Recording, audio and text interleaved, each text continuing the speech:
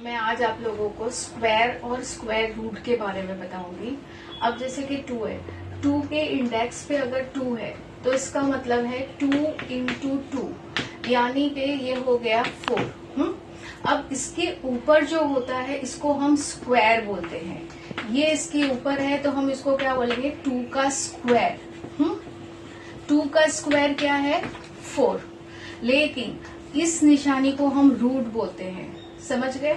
अब अगर मैं इसके अंदर 4 लिखती हूँ तो 4 का रूट अगर मुझे पता करना है कि क्या है तो मैं क्या करूंगी, इसके फैक्टर्स निकालूंगी। फैक्टर्स यानी कि ये किन किन टेबल में आ रहा है, जैसे कि 2 2 जा 4। अब रूट के अंदर अगर एक जैसा नंबर अगर 2 मर्तबा मल्टीप्लाई होता है तो हम उसको बाहर निकाल कर 2 लिख देंगे। समझ में आ गया। तो 4 का स्क्वायर रूट 2 है, 2 का स्क्वायर 4 है। इतना आपको समझ में आ गया। आज हम लोग डिटेल में स्क्वायर रूट के बारे में मालूम करेंगे कि किस तरीके से स्क्वायर रूट मालूम करते हैं। अब जैसे कि 4 का स्क्वायर जो है वो क्या है, 2 है, स्क्वायर रूट 2 है। अब यहाँ पर इसी तरीके से जो बड़े बड़े नंबर्स है, जो जैसे कि 4, अपने यहाँ पर 2 का स्क्वायर रूट जो है ये क्या है, 4 है। और उसी तरह 3 का जो है वो 9 है। अगर स्क्वायर रूट में अगर 9 है तो इसका आंसर है 3। अगर 25 है तो इसका स्क्वायर रूट है 5।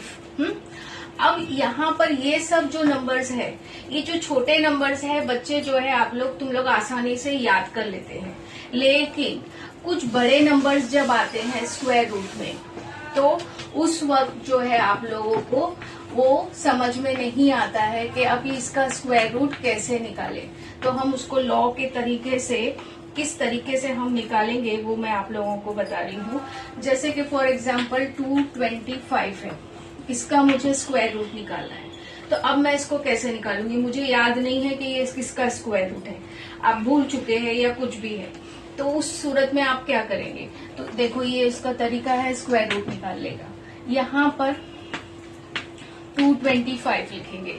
अब आपके यहाँ राइट हैंड की तरफ से यहाँ से आप लोग एक जोड़ी बनाएंगे, हाँ, उसके ऊपर इस तरीके से डैश। अब इसके साथ कोई जोड़ी नहीं है तो उसके साथ वहां पर पॉइंट बनाएंगे, ठीक है। अब यहाँ पर जो ये जो स्क्वायर रूट का मेथड है, इसमें आपको टेबल तो पढ़ना है लेकिन उसका स्क्वायर्स पढ़ना है, टेबल नहीं पढ़ना है। जैसे कि 2 1 जा 2, 2 2 जा 4, 2 3 जा 6 नहीं, हमको सबके स्क्वायर्स पढ़ना है। क्या पढ़ना है, अब मैं क्या पढ़ूंगी, 1 1 जा 1, 2 2 जा 4, 3 3 जा 6। समझ में आ रहा है। अब मुझे हमेशा जैसे हम डिवाइड में करते हैं उसी तरीके से यहाँ से छोटा नंबर चाहिए। तो मैं पहला क्या लूंगी, 1 1 जा 1। अगर मैं 2 2 जा 4 आता है तो 2 2 जा 4 यहाँ पर मैं नहीं ले सकती। तो मैं यहाँ पे क्या करूंगी, 1 1 जा 1। यहाँ से थोड़ा डिस्टेंस छोड़कर यहाँ पर लिखेंगे, एकदम यहाँ पर घिसाकर नहीं लिखेंगे। 1 1 जा यहाँ पर 1 लिखेंगे, ये 1 1 जा 1।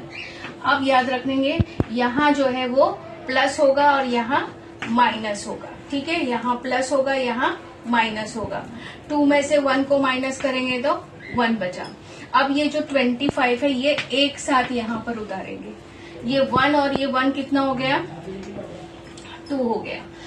अब यहाँ पर जो है हम लोग इस चीज को समझो कि अब जो नंबर हमको लेना है वो 125 से छोटा या 125 आना चाहिए।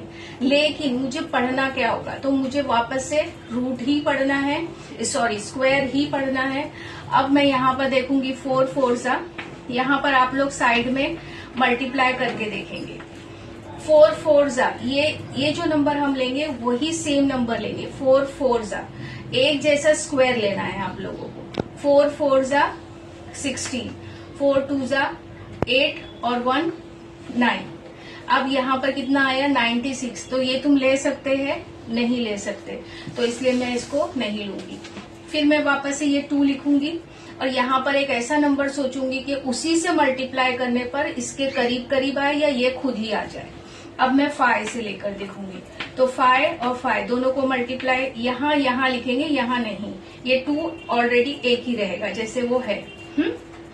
5 5 जा 25, 5 2 जा 10 और 11 12। तो ये कितना आ गया, इधर 125 आ गया जो तुमको चाहिए था। अब यहाँ कैसे लिखेंगे, ये 5 और ये 5, ठीक है, यहाँ माइनस यहाँ प्लस, 5 और 5 10 और ये 3, और यहाँ जो हमने 5 का टेबल पढ़े, सॉरी स्क्वायर पढ़े, उसको हम यहाँ पर लिखेंगे।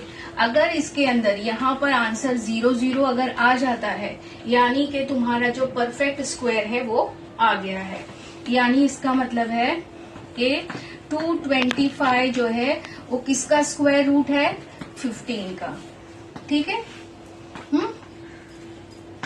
समझ में आ गया?